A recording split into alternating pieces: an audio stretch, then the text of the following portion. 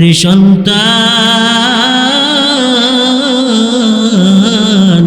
সন্তান রে, এই ধর্ম হলো মিথ্যাবাদী ধর্ম। এই ধর্মের মধ্যে কোনো শান্তি নাই। এই ধর্মকে এই মুহূর্তে তোকে ত্যাগ করতে হবে। এবার আল্লাহর নবী সাহাবী হযরত সাদ ইবনে আবি ওয়াক্কাস রাদিয়াল্লাহু তাআলা আনহু স্পষ্ট রূপে তার মাকে জবাব দিয়ে দিছে, কি গো মা,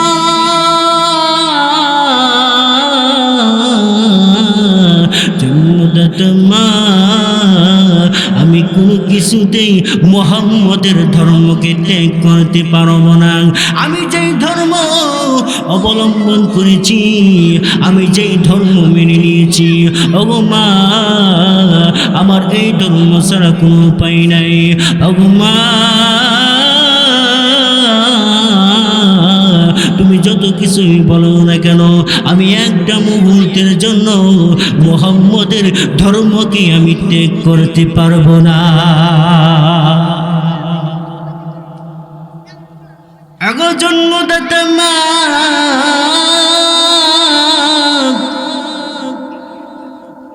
তুমি যদি না খাবার খাইয়া দুনিয়া থেকে বিদায় হয়ে যাও, তুমি যদি না ঘুমাও রে, তো আমার কোনো আপত্তি নাই। তারপরেও আমি মুহাম্মদের ধর্ম কিছুতেই ত্যাগ করতে পারবো না। কারণ মুহাম্মদের ধর্ম এমন একটা ধর্ম রে ভাই, যে ধর্মের মধ্যে শান্তি ছাড়া আর কিছু নাই। অশান্তি থাকবে তো দূরের কথা। এই সাহাবী ধর্মের মজা পাইছে, ইমানের মজা পাইছে। এই জন্য মায়ের কথা, যেই জন্মদাতা মা এই সন্তানকে জন্ম দিয়েছে, ওই মায়ের কথার কোনো পাত্তা দেয় না। সন্তান ডাক দিয়ে বলে, কি গো মা, তুমি যদি না খাইয়া তুমি যদি দুনিয়া থেকে বিদায় হয়ে যাও, ওগো মা, মা, তুমি যদি না খাইয়া দুনিয়া থেকে বিদায় হয়ে চলে যাও, তাহলে আমি একটা মুহূর্তের জন্য মুহাম্মদের ধর্মকে ত্যাগ করতে পারবো না।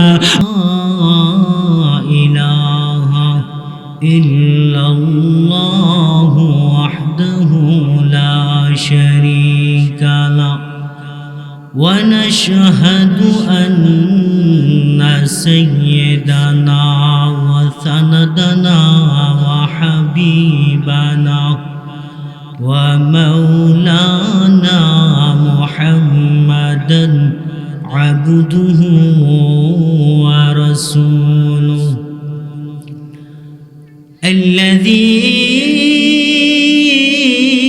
أرسل إلى الناس كافة بشيرا ونذيرا وداعيا إلى الله بإذنه وسراجا منيرا. أما بعد فأعوذ بالله من الشيطان الرجيم. بسم الله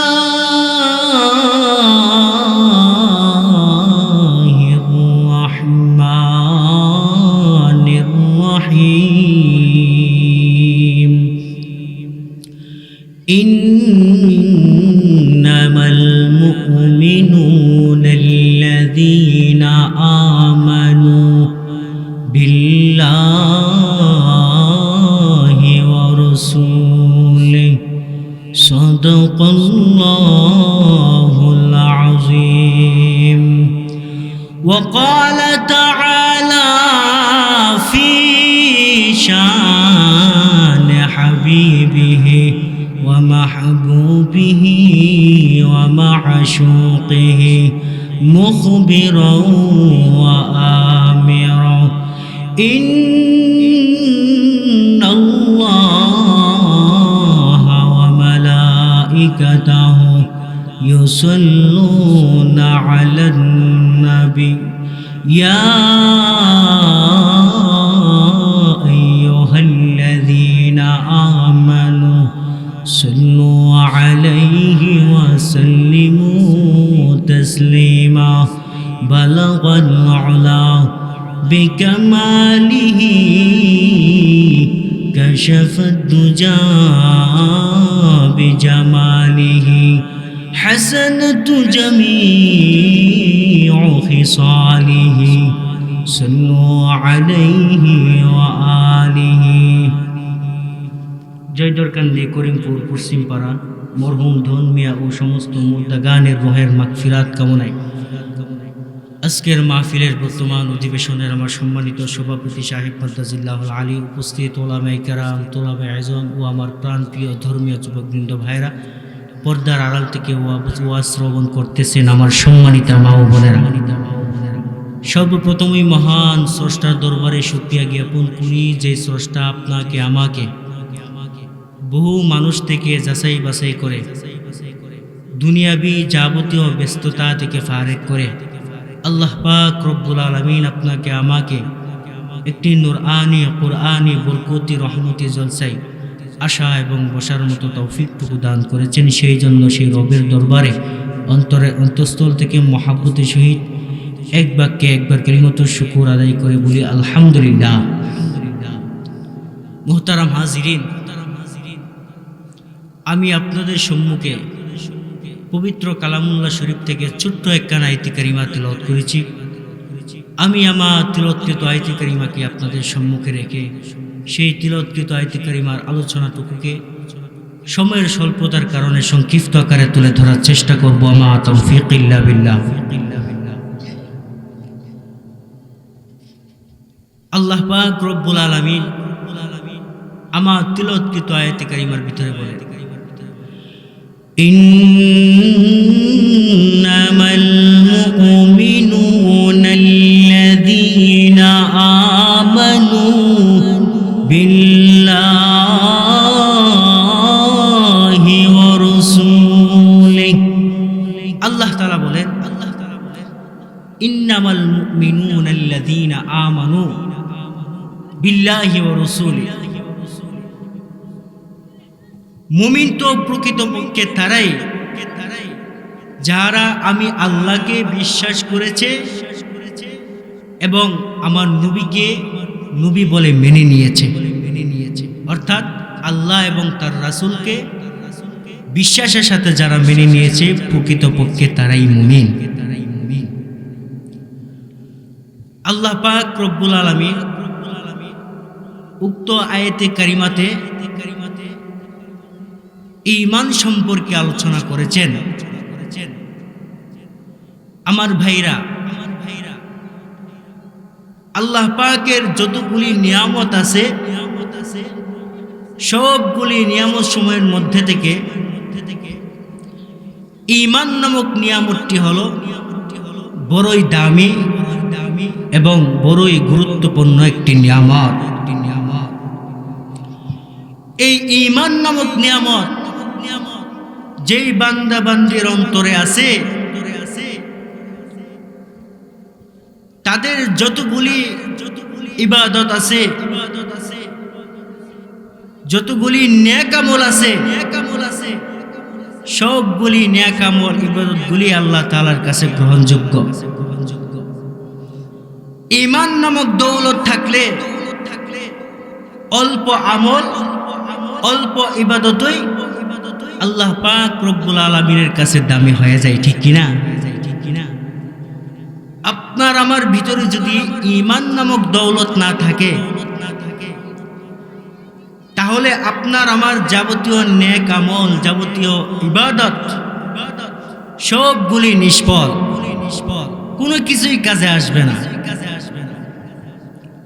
কারণ ঈমান নামক দৌলত যদি আপনার থাকে, আপনি নামাজ আদায় করবেন, যাকাত প্রদান করবেন, রোজা রাখবেন, কোরআন তেলাওয়াত করবেন, সবগুলি আল্লাহ পাকের দরবারে গ্রহণযোগ্য হবে, কবুল হবে। আর যদি ঈমান নামক দৌলত আপনার ভিতরে না থাকে ও মুরব্বী বাবারা, যুবক ভাইরা, তাহলে আপনার আমার নামাজ, আপনার আমার যাকাত, আপনার আমার রোজা সবগুলি নিষ্ফলে চলে যাবে। ঈমান নামক বড়ই দৌলত যার ভিতরে আছে, আল্লাহ পাকের দরবারে ওই বান্দাবান্দি অনেক প্রিয়, অনেক উত্তম। ঈমান নামক দৌলত যদি আপনার ভিতরে না থাকে, আপনি দুনিয়াতেও কোনো দাম পাবেন না, পরকালে অর্থাৎ আখিরাতে আল্লাহ পাকের দরবারেও কোনো দাম পাবেন না। আমার ভাইয়েরা, ঈমান নামক দৌলত এটা এমন একটি দৌলত, এমন একটি নিয়ামত, যে ঈমান নামক দৌলত বান্দা বান্দিকে দামের দিকে নিয়ে যায়, ইজ্জতের দিকে নিয়ে যায়। আল্লাহর নবী স্পষ্ট রূপে হাদিস শরীফের মধ্যে উল্লেখ করে দিয়েছে, যেই সমস্ত উম্মতের অন্তরে ঈমান নামক দৌলত থাকবে, আল্লাহ রব্বুল আলামিন ওই সমস্ত বান্দা বান্দিকে দুনিয়াতে সম্মানী করে দেবে, পরকালেও সম্মানী করে দেবে। আল্লাহর নবী আরো বলেন, ও দুনিয়ার উম্মতেরা, যেই বান্দা বান্দির অন্তরে ঈমান নামক দৌলত থাকবে, ওই বান্দা বান্দি দুনিয়াতে আল্লাহ তাআলার দরবারে দামি হয়ে যাবে। সমস্ত মাখলুকাত তাকে মোহাব্বত করবে, তাকে দাম দিবে, এমনকি পরকালেও আল্লাহ রব্বুল আলামিনের দরবারে দামি হয়ে যাবে। ঈমান নামক দৌলত এটা বড়ই একটি নিয়ামত, বড়ই একটি গুরুত্বপূর্ণ বিষয়। আমার ভাইয়েরা, আপনার আমার ভিতরে যদি ঈমান নামক দৌলত থাকে রে ভাই, আল্লাহ রব্বুল আলামিন এই ঈমান নামক দৌলতের খাতিরে আল্লাহ রব্বুল আলামিন বান্দা বান্দির মৃত্যুটাকে সহজ করে দিবে। পরকালে কবরের প্রথম ঘাটিটাকেই মহান আল্লাহ সহজ করে দিবে। কারণ আল্লাহর নবী হাদিসের মধ্যে বলেছেন, যে বান্দা বান্দির কবরের প্রথম ঘাটিটা সহজ হয়ে যাবে, আল্লাহ রব্বুল আলামিন এর পরের ধাপগুলিকে, এর পরের প্রথম ঘাটি থেকে পরের ঘাটিগুলি যেইগুলি আছে প্রত্যেকটা ঘাটিকে ওই বান্দা বান্দির জন্য সহজ করে দিবে।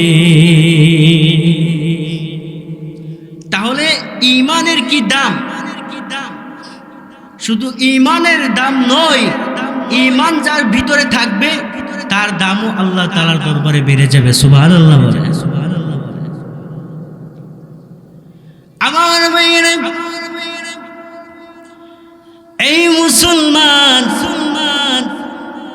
সাহাবায়ে কেরামদের ঈমান কি দৃঢ় ছিল, কি মজবুত ছিল, যদি আপনাদের সম্মুখে দুই একটা হাদিস বর্ণনা করা হয় তাহলে আপনারা বুঝতে পারবেন সাহাবায়ে কেরামদের ঈমানের দৃঢ়তা কেমন ছিল। আল্লাহর নবীর একজন সাহাবী হযরত সাদ ইবনে আবি ওয়াক্কাস রাদিয়াল্লাহু তাআলা ইসলাম ধর্ম গ্রহণ করার পূর্বে তার মায়ের প্রতি অনেক সদাচারী ছিল। মায়ের প্রতি সব সময় খেয়াল রাখতেন। এমন একজন সাহাবী হযরত সাদ ইবনে আবি ওয়াক্কাস রাদিয়াল্লাহু তাআলা আনহু যখন ইসলাম ধর্ম গ্রহণ করে ফেলেছে, এবার তার জন্ম দুঃখিনী মা তার সন্তানকে ডাক দিয়া বলে, কিরে সন্তান, সন্তান রে, তুই কেমন ধর্ম গ্রহণ করেছিস?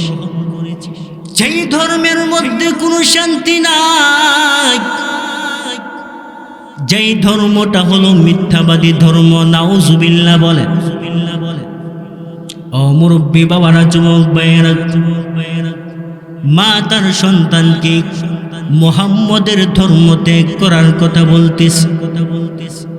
জন্ম দুঃখিনী মা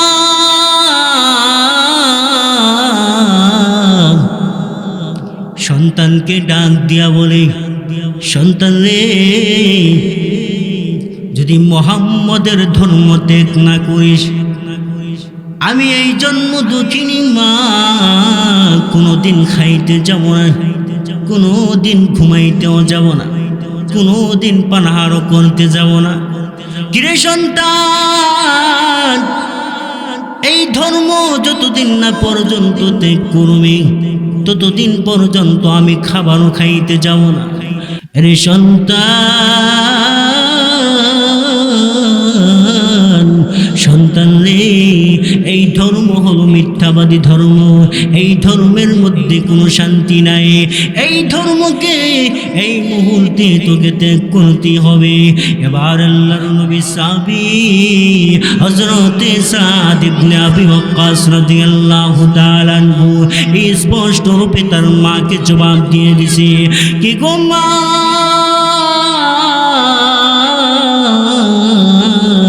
জন্মদাতা মা, আমি কোনো কিছুতেই মুহাম্মদের ধর্মকে ত্যাগ করতে পারব না। আমি যেই ধর্ম অবলম্বন করেছি, আমি যেই ধর্ম মেনে নিয়েছি, ওগো মা, আমার এই ধর্ম ছাড়া কোনো উপায় নাই। ওগো মা, তুমি যত কিছুই বলো না কেন, আমি একটা মুহূর্তের জন্য মুহাম্মদের ধর্মকে আমি ত্যাগ করতে পারবো না। আগো জন্মদাতা মা,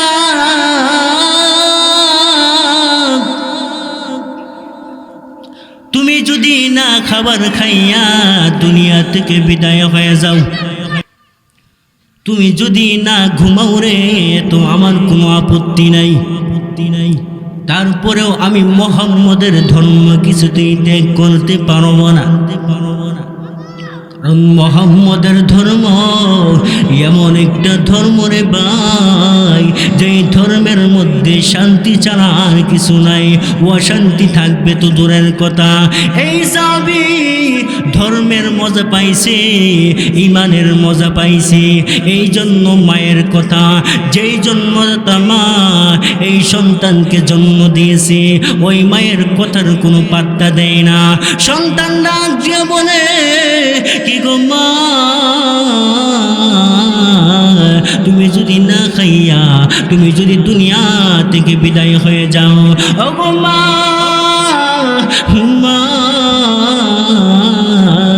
তুমি যদি না খাইয়া দুনিয়া থেকে বিদায় হয়ে চলে যাও, তাহলে আমি একটা মুহূর্তের জন্য মুহাম্মদের ধর্মকে ত্যাগ করতে পারবো না। ওগো মা, মা, মহান আল্লাহ তোমাকে যদি একবার দুইবার না, এইভাবে যদি তোমাকে 100 বার যদি প্রাণ দেওয়া হয়, আবার যদি তোমাকে মরণ দেওয়া হয়, বারবার যদি এইভাবে করতে থাকে, আর যদি তোমাকে মরণ দেয় জীবন দেয়, এইভাবে করতে করতে যদি 100 বার করা হয়, তথাপি একটা মুহূর্তের জন্য আমি এই সন্তান মুহাম্মদের ধর্ম ত্যাগ করতে পারবো না। সন্তান মাকে স্পষ্ট রূপে জবাব দিয়ে দিছে রে, সন্তান মাকে জবাব দে, কি গো মা, তুমি আমাকে যত কিছুই বলো না কেন, আমি কিন্তু মুহাম্মদের ধর্ম ত্যাগ করতে পারবো না। ও মুরব্বী বাবারা, ও যুবক ভাইরা, ও পর্দানিশী মা বোনেরা, কেমন সাহাবী ছিলেন আর কেমন দৃঢ় ঈমানের অধিকারী ছিলেন, যেই সন্তান ইসলামের জন্য, ঈমানের জন্য নিজের বাড়িঘরকে ত্যাগ করেছে, নিজের পরিবারকে ত্যাগ করেছে, নিজের জন্মদুঃখিনী মাকে ত্যাগ করেছে। দরদি আব্বা, দরদি আব্বাকে পর্যন্ত ত্যাগ করেছে এই ইসলামের জন্য, ঈমানের জন্য। এই জন্য আল্লাহ রব্বুল আলামিন পবিত্র কালামুল্লাহ শরীফের এক আয়াতে কারিমার মাধ্যমে দুনিয়ার বান্দা বান্দিকে জানায়া দিয়েছে, রাদিয়াল্লাহু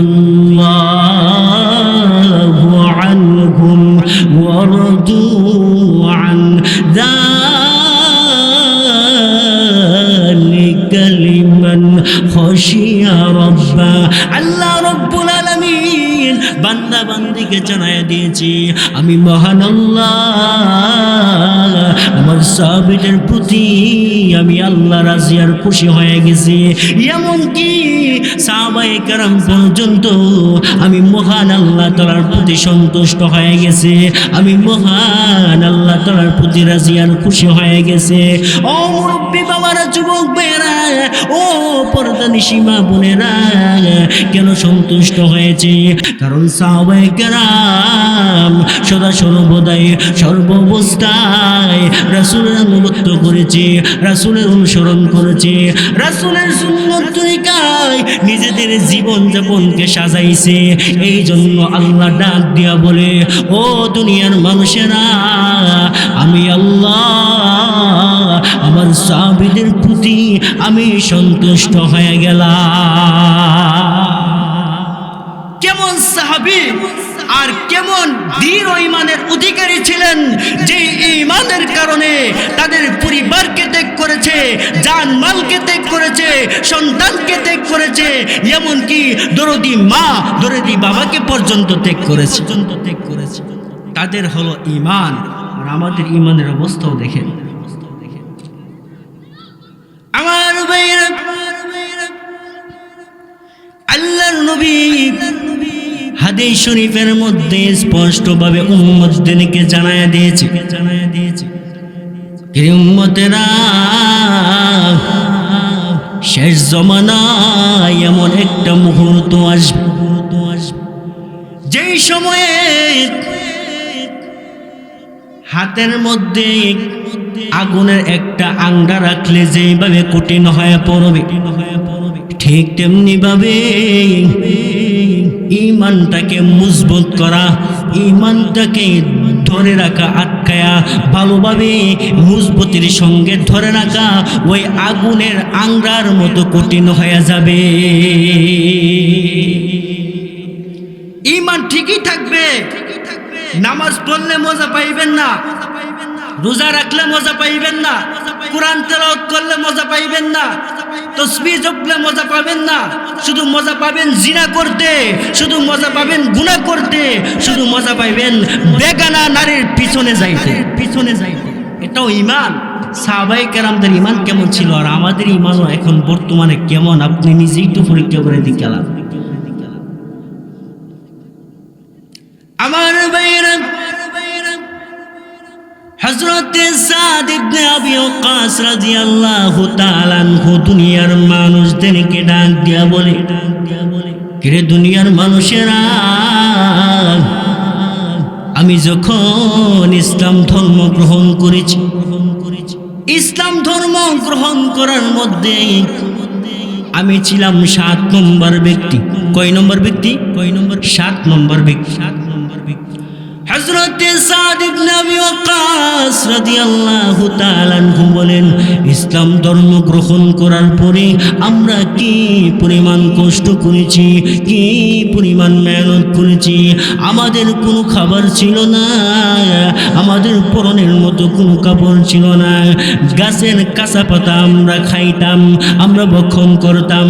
এগুলি খাইয়া আমাদের মল ত্যাগ করা অনেক কঠিন হয়ে যাইত, বুকটির মতো শক্ত মল ত্যাগ করতাম। এইভাবে আমরা কষ্ট করে চলছিলাম একমাত্র ইসলাম ধর্ম গ্রহণ করার খাতিরে, একমাত্র ঈমানের খাতিরে। আল্লাহ রব্বুল আলামিন এরপরেও আমাদেরকে সুযোগ দিয়েছে, এরপরেও আল্লাহ রব্বুল আলামিন আমাদের উপর সন্তুষ্ট হয়ে গেছে। কারণ আমাদের টার্গেট ছিল নবীজির ভালোবাসা এবং মহান আল্লাহ রব্বুল আলামিনের ভালোবাসা। আপনাদের কি অসুবিধা হইতেছে? আপনারা কি আমার আলোচনা বুঝতেছেন? আপনারা যে ঘুমানোর ভাব চলেছে আপনাদের মধ্যে, ওর সমস্যা কি? একটু সামনের দিকে একটু আগায় বসেন, ওই যে ফাঁকা জায়গা করে বন্ধ করেন, সামনে দিকে আগান, আগায় বসেন, একটু জিকির করেন। লা ইলাহা লা ইলাহা লা ইলাহা সুবহানাল্লাহ ওয়ালহামদুলিল্লাহ লা ইলাহা সুবহানাল্লাহ ওয়ালহামদুলিল্লাহ লা ইলাহা।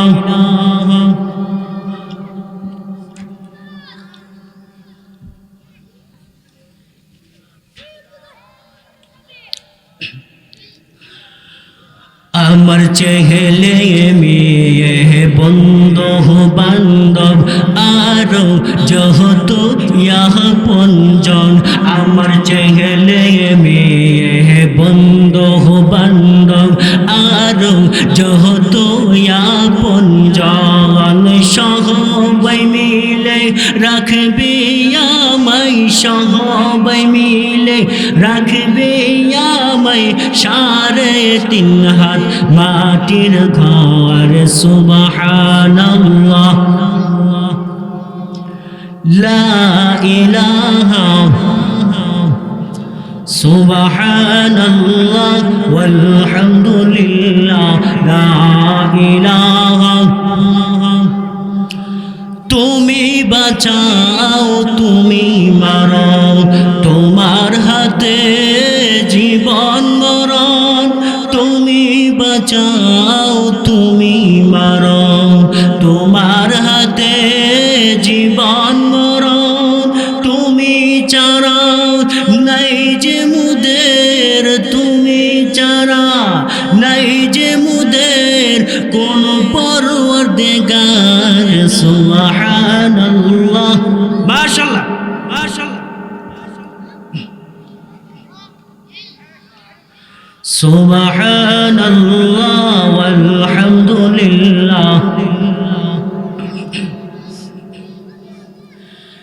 লা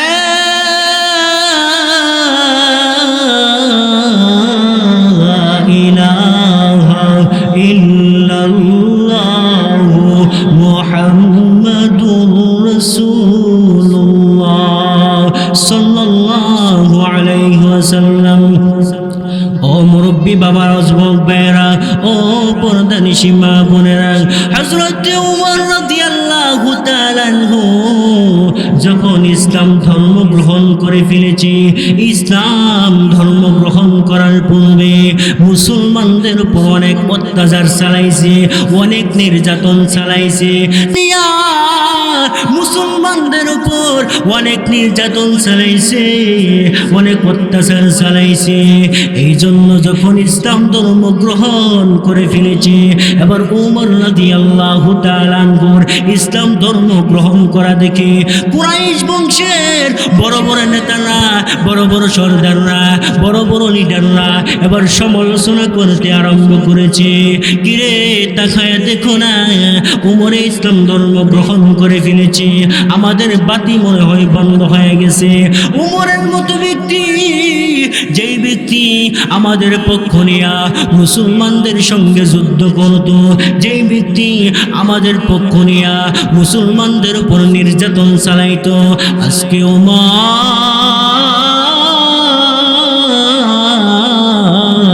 যেই ওমর আমাদের পক্ষে ছিল, সেই ওমর আজকে আমাদের বিরুদ্ধে চলে গেছে। মুরব্বী বাবারা, ও যুবক ভাইয়েরা, ও পর্দানিশী মা বোনেরা, একটু খেয়াল করে শুনেন না। এবার ওমর রাদিয়াল্লাহু তাআলা আনহু মানব জাতিদেরকে, আশপাশের লোকদেরকে স্পষ্টভাবে ঘোষণা করে দিছে, কিরে মুসলমান, মুসলমান রে, তোমাদের মধ্যে কে এমন সাংবাদিক আছে যার কাছে আমি যাব রে আর আমার ইসলাম ধর্মের কথাটা বলে দিব? এবার এক সাহাবী একজন সাংবাদিক ছিলেন, ওই সাংবাদিকের কাছে নিয়ে যাওয়া হয়। ওই সাংবাদিক যখন বসা অবস্থায় ছিল, ওমর রাদিয়াল্লাহু তাআলা আনহুর ইসলাম ধর্ম গ্রহণ করার কথা শুনে লাভ মাইরা দাঁড়ায় গেছে। ওই সাহাবী কাবা ঘরের সামনে গিয়া দরওয়াজার সামনে দাঁড়াইয়া কুরাইশ বংশের লোকদেরকে, বড় বড় লিডারদেরকে, বড় বড় নেতাদেরকে স্পষ্টভাবে ঘোষণা করতে আরম্ভ করেছে, কিরে কুরাইশ বংশের লোকেরা, তোমরা কে কোথায় রে? উমর ইবনুল খাত্তাব ইসলাম ধর্ম গ্রহণ করে মুসলমান হয়ে গেছে। এবার কুরাইশ বংশের বড় বড় লিডাররা, বড় বড় সর্দাররা, বড় বড় নেতারা, বড় বড় মাতাব্বররা দৌড়াইয়া কাবা ঘরের দরজার সামনে উপস্থিত হয়ে গেছে। হযরত উমরকে মারতে আরম্ভ করছে রে। হযরত উমরকে দুনিয়া থেকে বিদায় করে দেবে। কেন? ইসলাম ধর্ম গ্রহণ করেছে, এই জন্য মুহাম্মদের এই সাহাবী উমরের উপর নির্যাতন করতে আরম্ভ করেছে। এক পর্যায়ে হযরত উমর তিনি ক্লান্ত হয়ে গেছে, অনেক অনেক রক্তাক্ত হয়ে গেছে। এবার একজন সাদা কাপড় পরনেওয়ালা একজন ব্যক্তি তাদের সামনে দাঁড়ায় গেছে। কিরে লোকেরা, লোকেরা এই লোকটাকে এইভাবে কেন নির্যাতন করতেছো? এইভাবে কেন লোকটার উপর অত্যাচার চালাইতেছো? তার কারণটা কি? এমনি কুরাইশ বংশের লোকেরা এক বাক্যে জবাব দেয়, এই লোকটি কিছুদিন পূর্বে আমাদের পক্ষ নিয়া, সে অমুসলিম ছিল, কাফির ছিল, আমাদের পক্ষ নিয়া মুসলমানদের বিরুদ্ধে যুদ্ধ করেছে, তাদের উপর নির্যাতন আক্রমণ চালাইছে। এই মুহূর্তে এই লোকটা কালিমা পড়ে মুহাম্মদের হাতে ইসলাম ধর্ম গ্রহণ করে ফেলেছে। হযরত ওমর রাদিয়াল্লাহু তাআলা আনহু এবার তিনি সিদ্ধান্ত নিয়েছে, যদি আমাকে এই সাদা কাপড় পরিহিত লোকটা যদি আমাকে না বাঁচাইতো, আমার সঙ্গে যদি বেশি না, যদি 300 লোক আমার সঙ্গে থাকতো, তাহলে আমি যুদ্ধ করতাম। হয়তো মক্কা নগরীতে থাকতাম, না হয় মক্কা নগরী ছেড়ে দিয়া অন্য রাষ্ট্র চলে যাইতাম। ও মুরব্বি বাবারা, যুবক ভাইয়েরা, ইসলামের জন্য এক একটা সাহাবী নিজেদের জান দিছে, মাল দিছে, পরিবার ত্যাগ করছে, সন্তান সন্ততি পর্যন্ত ত্যাগ করছে, সব কিছুকে ছেড়ে দিয়া তারা নিঃস্ব হইয়া আল্লাহ রব্বুল আলামিনকে খুশি করেছি, নবীজিকে খুশি করেছে। এই জন্য আল্লাহ রব্বুল আলামিন সাহাবীদের প্রতি সন্তুষ্ট হয়ে গেছে। তাদের এই ঈমানি জজবা দেখে, ঈমানের এই দৃঢ়তা দেখে আল্লাহ পাক রব্বুল আলামিন সাহাবীদের প্রতি সন্তুষ্ট হয়ে গেছে। এই জন্য আল্লাহ নবী হাদিসের মধ্যে বলে, আসহাবী কান্নুজুম বিআইয়িকুম ইকতাদাইতুম ওয়া ইহতাদাইতুম। আল্লাহর নবী দুনিয়ার উম্মতদেরকে মেসেজ দিয়েছি, ও দুনিয়ার উম্মতেরা, আমার যে উম্মত আমার যে একজন সাহাবীকে অনুসরণ করবে, এর খাতিরে আমার ওই উম্মত হেদায়েত পাওয়া যাইবে।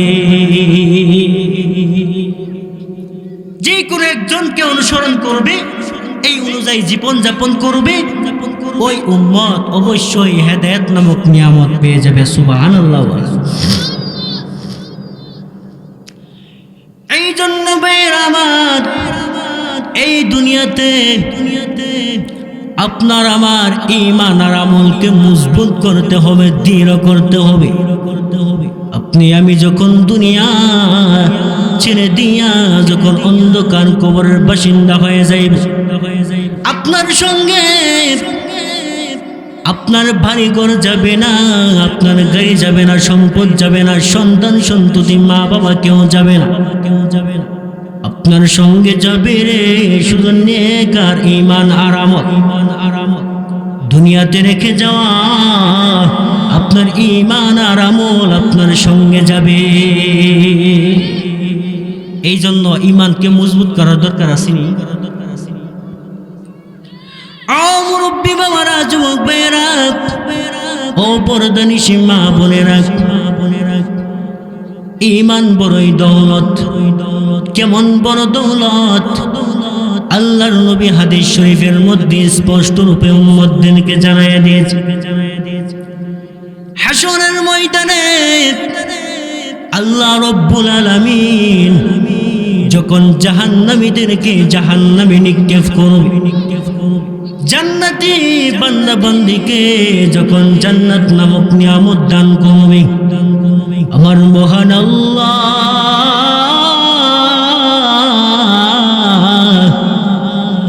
মালাইকা ফেরেশতাকে আদেশ করবে, কে মালাইকা ফেরেশতা যাও যাও, আবার ওই সমস্ত বান্দা বান্দীকে জাহান্নাম থেকে উঠায় নিয়ে আস। আমার যে সমস্ত বান্দা বান্দি দুনিয়াতে আমি আল্লাহকে এক বলে স্বীকারোক্তি দিয়েছি, আমার নবীকে বিশ্বাস করেছে, আমার ফেরেশতাদেরকে বিশ্বাস করেছে, যেই সমস্ত বান্দা বান্দি কবরের আযাবকে বিশ্বাস করেছে, পরকালের জগৎটাকে বিশ্বাস করেছে, আমার যে সমস্ত বান্দা বান্দি অন্তরে বিন্দু পরিমাণ সরিষার পরিমাণ দানা পরিমাণ ঈমান আছে, সরিষার দানা পরিমাণ ঈমান আছে, আমার ওই সমস্ত বান্দা বান্দিকে জাহান্নামের আগুন থেকে উঠায়া নিয়ে আসা। যখন জাহান্নামী বান্দাদেরকে জাহান্নাম থেকে উঠায়া নিয়ে আসবে, তারা এমন অবস্থায় উঠে আসবে জাহান্নামের আগুনে যে ছিল তাদের চেহারা শরীর পুড়তে পুড়তে পুড়তে পুড়তে একদম কালো হয়ে যাবে। তারা পুরাময় শরীর নিয়া তারা সামনে দাঁড়াইবে। আল্লাহ পাক তখন জিব্রাইলকে আদেশ করবে, কিরে জিব্রাইল, জিব্রাইল রে, আমার এই বান্দা বান্দির চেহারা আগুনে পুড়ে চারখার হয়ে গেছে, আমার এই বান্দা বান্দির শরীরটা জাহান্নামের আগুনে জ্বালাইছে, জাহান্নামের আগুন জ্বলার কারণে চেহারাটা পুড়ে কালো হয়ে গেছে। আমি মহান আল্লাহ এই মুহূর্তে আমার এই বান্দা বান্দিকে আবে হায়াত নামক পানি দিয়া গোসল করাইমু। তারপরে ওই যে সরিষার দানা পরিমাণ ঈমান যার অন্তরে ছিল, দুনিয়াতে থাকতে বিন্দু পরিমাণ ঈমান যে অর্জন করে গেছে, ওই ঈমানময় ব্যক্তিদেরকে জাহান্নামের আগুন থেকে উঠায়া জান্নাতে প্রবেশ করাইবে। সুবহানাল্লাহ। আমার ভাইয়েরা, হাশরের ময়দানে এমন একটা কঠিন পরিস্থিতি হবে, ওই সময় যদি আপনার ঈমান নামক দৌলত না থাকে, আপনার আমার ভিতরে নেকি নামক দৌলত না থাকে, তাহলে আপনার আমার অবস্থা খুব ভয়াবহ অবস্থা হয়ে যাবে। আপনি আমি একটা নেকির জন্য আপনার আমার দুনিয়ার মা বাবার কাছে দৌড়াইয়া যাব, ওগো মা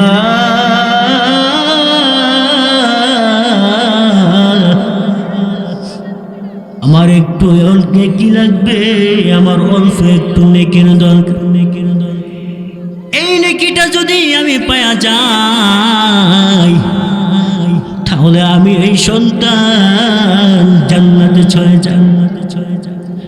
মা, জন্ম দুঃখিনী মা সন্তানকে ডাক দিয়া বলবে, কিরে সন্তান তুই আবার কোথায় থেকে আসলি? আমি তো দুনিয়াতে বিয়াই বসি নাই, তুই কিভাবে আমার সন্তান হয়ে গেছ? বাবার কাছে যখন দৌড়াইয়া যাবে রে, একটা নেকির কাছে, একটা নেকির জন্য যখন দৌড়াইবে, বাবা অস্বীকার করব, না না আমি দুনিয়াতে বিয়াই করি নাই, আমার সন্তান কোথায় থেকে আসলো? বন্ধু বন্ধুকে পরিচয় দিবে না, বাবা সন্তানকে পরিচয় দিবে না, সন্তান বাবাকে পরিচয় দিবে না, কেউ কাউকে পরিচয় দিবে না। ওই সময় যদি আপনার আমার ভিতরে ঈমান নামক দৌলত থাকে রে, আর নেকি নামক দৌলত থাকে, আল্লাহ রব্বুল আলামিন আপনার আমার জন্য সঙ্গী সাথী হয়ে যাবে। মুহতারাম হাজিরিন, আপনাদের মেহমান এসে গেছে, মেহমানকে বসায় রেখে আমার কথা বলার অভ্যাস খুবই কম। আল্লাহ পাক রব্বুল আলামিন আমার এই সংক্ষিপ্ত